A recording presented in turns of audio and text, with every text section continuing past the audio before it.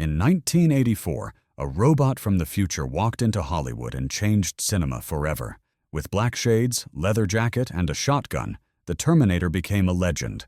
But behind the camera, the movie was full of strange problems, lucky accidents, and secrets that fans never knew.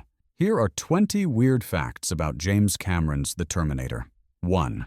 Arnold wasn't the first choice.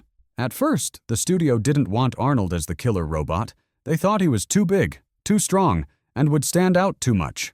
Their first idea was O.J. Simpson because they believed he looked like a normal guy who could blend in. But James Cameron didn't agree. He thought Simpson looked too friendly to play a cold machine. When Arnold walked in for a meeting, he kept talking about how he would kill people as the Terminator. Cameron listened and instantly decided, that's our robot. 2. Cameron saw it in a nightmare. The whole idea came from a dream.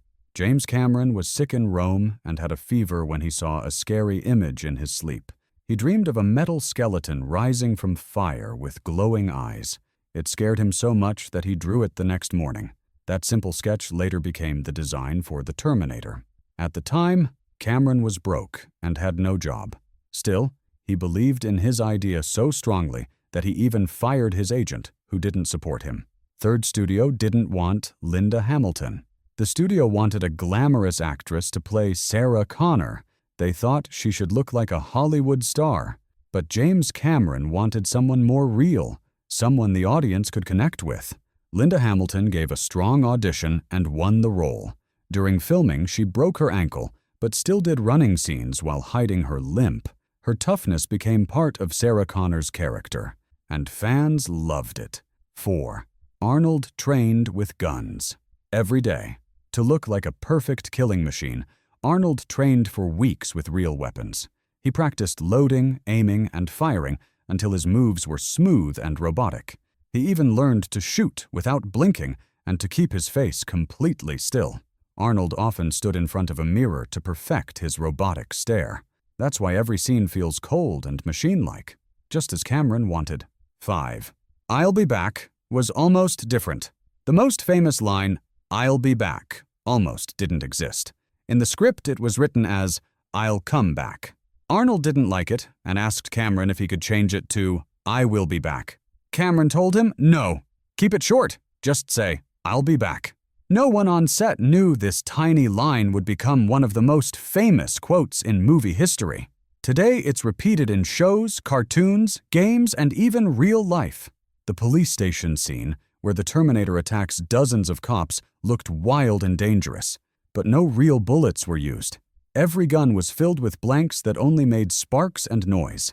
Still, the sound was so loud that many actors said it felt like a real battlefield. James Cameron used clever camera angles to make it look like Arnold was mowing down hundreds, when in truth they filmed with just a few stuntmen in different spots. 7. A punk leader became a Hollywood star. In the opening, when the Terminator first arrives naked in Los Angeles, he meets a group of street punks. The leader of that gang was played by Bill Paxton, who was just a small actor at the time. Cameron later gave him bigger roles in Aliens, True Lies, and even Titanic. It's funny, Paxton is the only actor to be killed on screen by a Terminator, an alien, and a Predator. 8. Arnold almost played the hero. At the start, the studio wanted Arnold to play Kyle Reese, the soldier from the future. But when Arnold read the script, he said the villain was far more powerful and memorable. Cameron agreed, and they cast Michael Biehn as Reese instead. Arnold later admitted it was the smartest choice of his career because the Terminator role made him a global icon. 9. Arnold hardly spoke any words. Across the whole movie, Arnold only had 17 lines of dialogue. That added up to less than 80 words in total. Cameron believed that the less the machine spoke, the scarier and more robotic it would feel.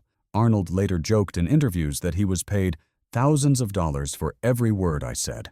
10. The Future War was filmed in a parking lot. The flashbacks to the dark future, where humans fight machines, look like huge Hollywood sets. But in reality, they were shot cheaply in a Los Angeles parking lot at night. The crew used smoke, miniatures, and bright lights to make it look like a destroyed battlefield. Even though it cost very little, audiences thought it looked epic and terrifying.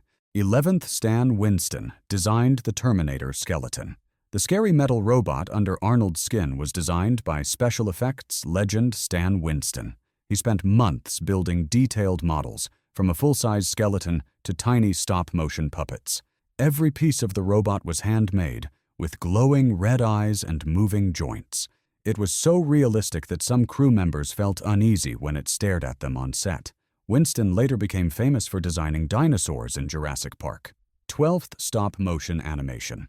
Made the robot walk back in 1984, there was no CGI like today, so the scenes where the full skeleton walks were made with old-school stop-motion animation. This means the team moved a small model robot one step at a time and filmed it frame by frame. It took hours just to create a few seconds of footage. When blended with live shots of actors, it looked like the machine was really chasing Sarah and Reese. 13. Arnold did his own motorcycle stunts. Arnold wanted the Terminator to look unstoppable on his motorcycle, so he trained to ride heavy bikes and even practiced reloading a shotgun with one hand while driving. Most of the motorcycle scenes you see in the movie are Arnold himself, not a stunt double. His serious attitude made the character feel more like a machine with perfect control. Fans loved the mix of action and style, which became a trademark for future sequels. 14. The Tech Noir Club was a real place. The scene where the Terminator finds Sarah Connor hiding in a nightclub was filmed in an actual LA club called Tech Noir.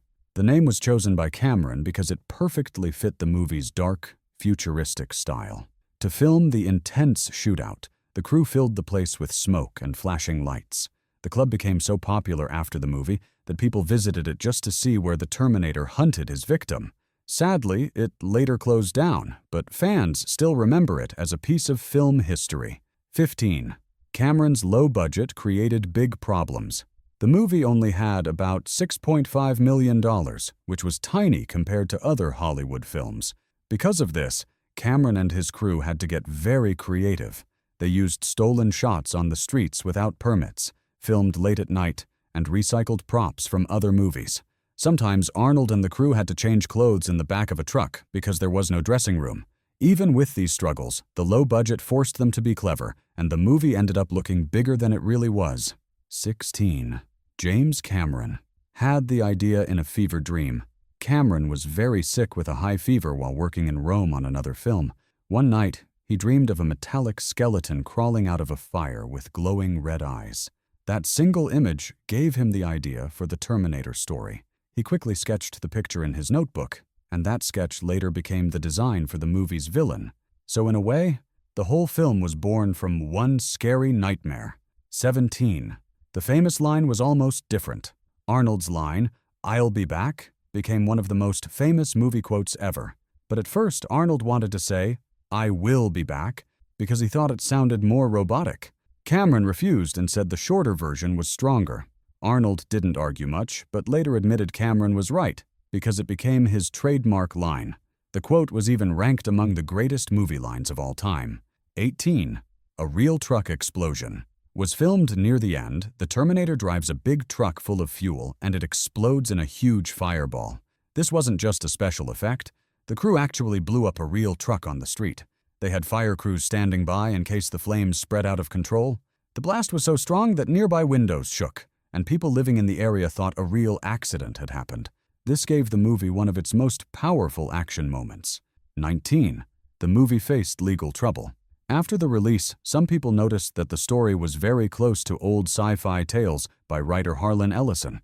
Ellison complained, and the studio finally added his name in the credits to avoid a lawsuit.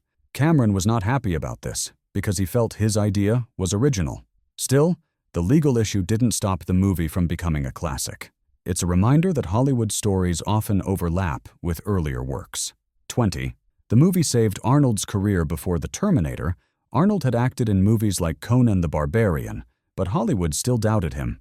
Many thought his accent was too heavy and his acting too stiff for big roles. But once the movie came out, fans loved him as the unstoppable cyborg. Suddenly, Arnold became one of the biggest action stars in the world. Bonus fact: The Terminator nearly never happened. When Cameron first pitched the movie, many studios rejected it. They said a low-budget sci-fi with a strange robot idea would never work. But Cameron believed in the story so much that he sold the rights for just $1, but only if he could direct it himself. That bold choice changed his life because The Terminator became a huge success and launched his legendary career.